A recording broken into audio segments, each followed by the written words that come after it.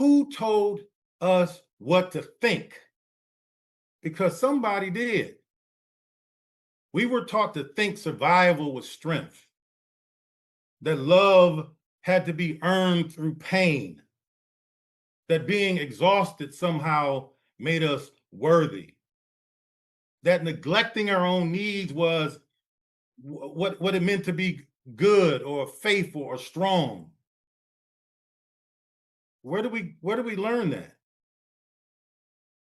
We learned it in homes that confused silence with peace, where children were told to stay in their place and questions were seen as disrespectful. We learned it in classrooms where our brilliance was labeled disruption,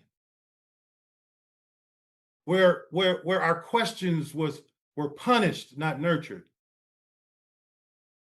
We learned it in pulpits that told us to suffer in silence because God gave his hardest battles to his strongest soldiers. So we turned pain into personality.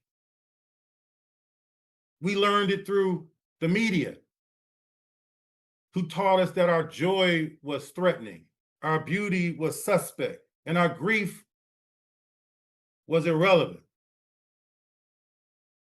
And all the while, we're learning a language that taught us to shrink, to stay quiet, to disappear just enough to be accepted. Naim Akbar, whose wisdom has shaped a lot of my thinking, he taught that the most damaging form of oppression isn't physical or economic, because once you colonize the mind,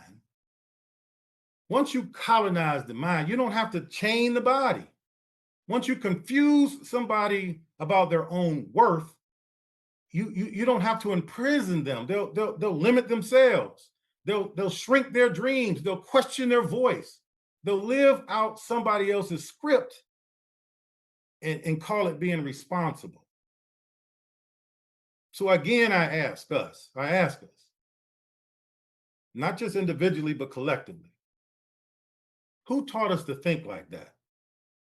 And more importantly, are we ready to unlearn it? Are we ready to unlearn it?